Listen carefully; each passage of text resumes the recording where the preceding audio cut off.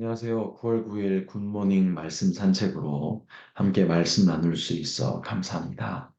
오늘 본문을 함께 읽고 먼저 오늘 주님이 주신 음성 가운데 깊이 나아가기를 원합니다. 구체적으로 오늘 본문은 느헤미야 5장 14절부터 19절까지의 말씀입니다. 느헤미야 5장 14절부터 19절의 말씀입니다. 제가 읽겠습니다. 또한 유다 총독으로 세움받은 때 곧 아닥사스다 왕 제20년부터 32년까지 12년 동안은 나와 내 형제들이 총독의 녹을 먹지 아니하였느니라. 나보다 먼저 있었던 총독들은 백성에게서 양식과 포도주와 은 40세겔을 그들에게서 빼앗았고 또한 그들의 종자들도 백성을 제압하였으나 나는 하나님을 경외함으로 이같이 행하지 아니하고 도리어 이 성벽 공사에 힘을 다하며 땅을 사지 아니하였고 내 모든 종자들도 모여서 일을 하였으며 또 내 상에는 유다 사람들과 민장들 150명이 있었고 그 외에도 우리 주위에 있는 이방 족속들 중에서 우리에게 나아온 자들이 있었는데 매일 나를 위하여 소 한 마리와 살찐 양 6마리를 준비하며 닭도 많이 준비하고 열흘에 한 번은 각종 포도주를 갖추었나니 비록 이같이 하였을지라도 내가 총독의 녹을 요구하지 아니하였음은 이 백성의 부역이 중함이었더라. 내 하나님이여 내가 이 백성을 위하여 행한 모든 일을 기억하사 내게 은혜를 베푸시옵소서. 네. 네, 제가 보통 굿모닝 말씀 산책 말씀을 준비하면서 주제를 잘 설정하진 않았었는데 오늘 말씀을 대하며 너무나 명확한 주제가 떠올라 그 주제부터 말씀드리고 시작해야 되겠습니다. 오늘 말씀의 주제는 스스로 종된 자입니다. 많은 분들이 아시겠지만 이 표현은 사실 사도 바울이 썼던 표현인데요. 오늘 말씀 속에 유대 총독 느헤미야를 바라보며 바로 이 표현 스스로 종된 자에 대한 생각을 지울 수가 없었습니다. 자, 왜 그런지, 그리고 스스로 종된 자라는 이 표현이 담고 있는 그 내용이 무엇일지 함께 깊이 확인하며 주님의 음성 앞에 오늘을 드리는 우리 모두 되기를 간절히 소망합니다. 오늘 본문은 느헤미야서의 역사적 흐름이 잠깐 멈추어지는 순간입니다. 계속하던 성벽 공사를 멈춘 것이 아니라 느헤미야가 성벽 재건에 대한 기록을 멈추고 잠시 갑자기 자신에 관한 이야기를 전하고 있습니다. 그리고 자신의 고백 혹은 간증의 내용으로 오늘 본문이 그렇게 채워져 있습니다. 그래서 오늘 본문 속의 내용은 구체적으로 이러이러합니다. 느헤미야는 유다 지역의 총독이었습니다. 당시 유다를 비롯한 주변 모든 지역이 강대국 페르시아의 영토였죠. 그래서 페르시아는 자신들이 소유한 엄청난 땅을 분할해서 총독을 세워서 그 땅을 관리하고 다스리게 했었었죠. 자, 그리고 하나님의 은혜로 느헤미야는 페르시아 왕의 술 맡은 관원이라는 높은 자리까지 올랐다가 또한 이제 유대 총독의 자리로 옮겨지게 되었죠. 하나님의 은혜로. 자, 그래서 그는 유대 땅으로 돌아와 그 성벽 재건을 또한 시작할 수 있는 또한 허락을 맡았었고, 그런 성벽 재건을 또 시작할 수 있었었죠. 자, 그리고 느헤미야가 유대 총독으로 있었던 그 시간이 오늘 말씀해 보니 12년이었다고 합니다. 자, 그런데 그는 그 12년 동안 총독으로서 유대 땅을 다스리는 동안 급여를 전혀 받지 않았다고 합니다. 총독의 업무 중에서 중요한 것이 바로 이제 세금 징수였거든요. 그래서 느헤미야는 당연히 유대 총독으로서 유다 백성들에게 세금을 징수해서 페르시아 본국에 바쳐야 했지요. 그리고 추가적으로 자신이 필요한 돈을 징수함이 마땅했습니다. 그는 총독으로서의 역할을 유지하기 위해서 필요한 돈이 참으로 많았고 그것을 당연히 추가로 징수해서 그 돈으로 그가 총독 일을 또한 수행하고 또한 그것으로 먹고 살아야 했거든요. 자, 그것은 총독으로서 당연한 권리고 당연하고 마땅한 권리였습니다.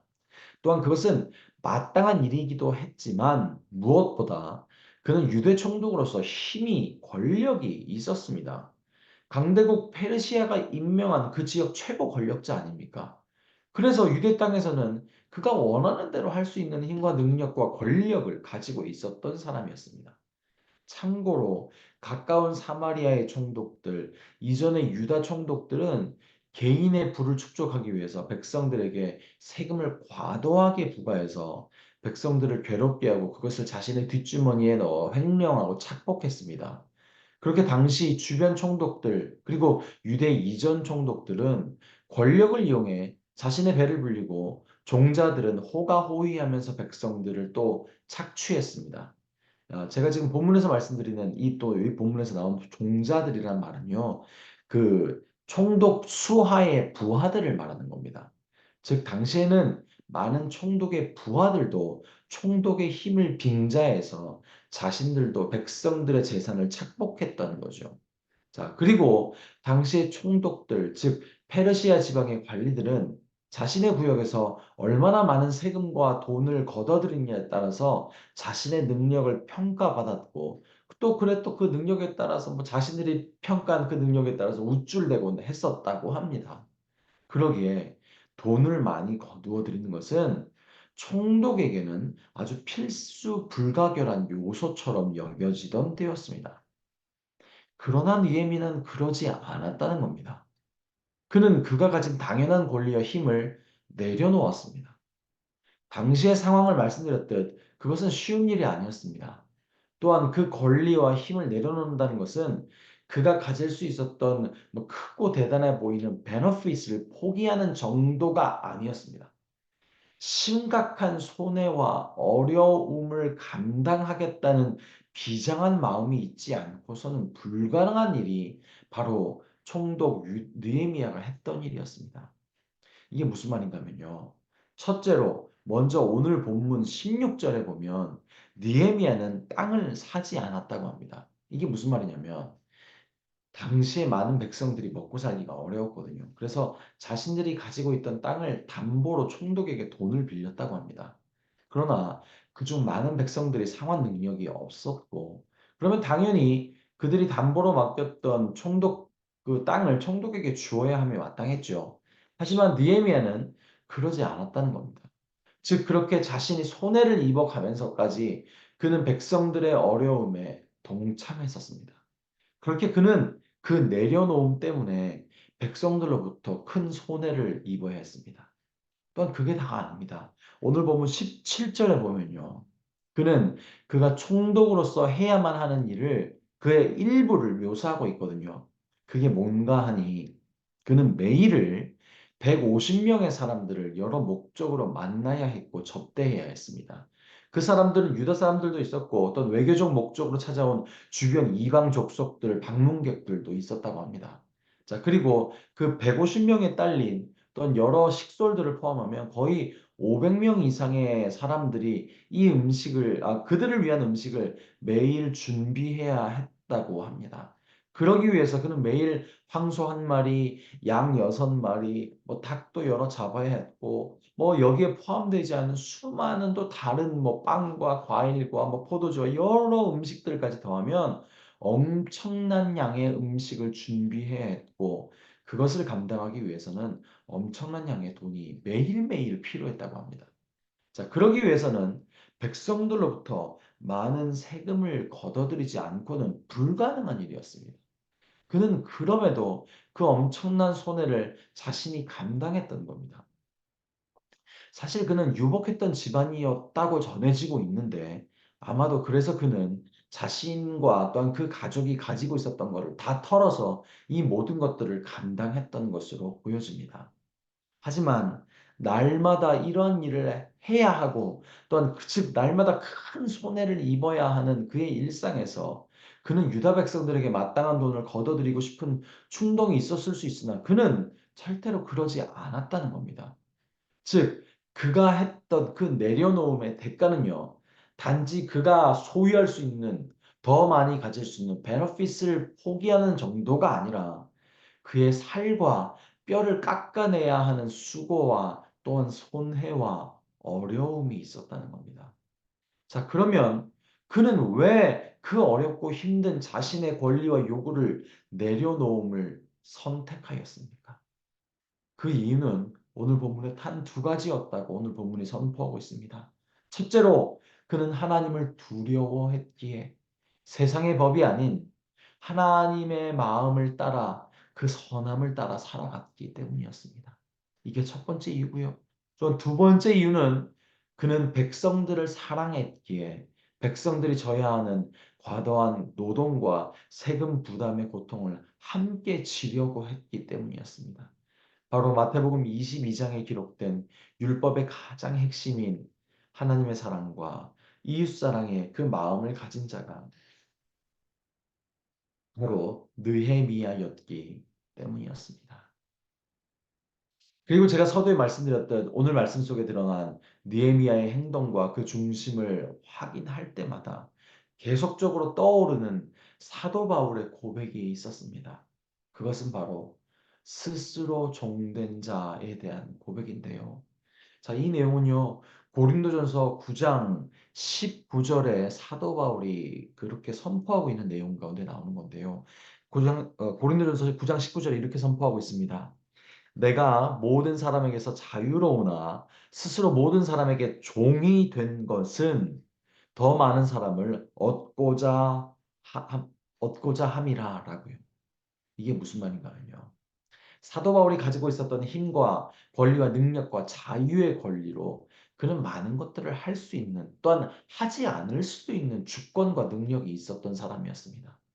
또한 그는 하나님 나라의 복음을 전하는 자로서 또한 고귀한 일을 했기에 마땅히 고린도 교회에게 그 고귀한 수고에 대한 대가를 받을 수 있는 권리도 있었습니다.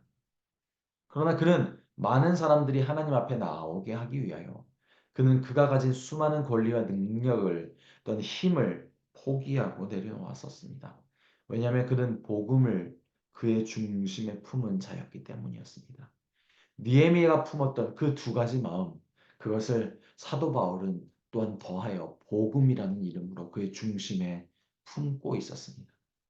또한 출애굽기 21장에 가면요. 그 기록에 율법 중 한 법규가 나오는데요. 그 법규가 뭐냐면 한 사람이 어떤 집에 종으로 팔려오게 되면 그는 6년을 무조건 자기 주인을 위해서 일해야 했거든요. 그러나 이제 어떤 종이라도 이제 희년, 안식년, 그러니까 7년이 되면 자유인이 될 수 있었어요. 그러나 그 7년 이에 어떤 종이 그 주인에 대한 사랑 때문에 스스로 그 자유를 포기할 수도 있었어요. 그래서 그 종과 그 주인은 그 7년째 되는 해에 재판장에게 나아가 그 종은 주인에게 영원한 종이 되겠다라고 서약하고 그 상징으로서 귀를 뚫었어요.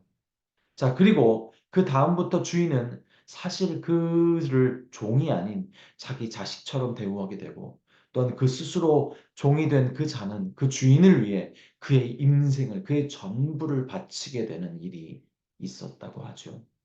네, 바로 사도 바울이 고백한 스스로 종된 자의 이 고백은요, 바로 주님 앞에 그가 가진 그 모든 힘과 권리와 그 자유까지를 내려놓고 오직 주님을 사랑함으로 자신의 인생 전체를 주님께 맡기고 주님의 종으로서 살아가겠노라는 참된 그리스도인의 중심을 가진 자로서의 고백이었습니다. 자, 그리고 사실 그 스스로 종된 자의 참된 모형은 우리 주 예수 그리스도이시죠.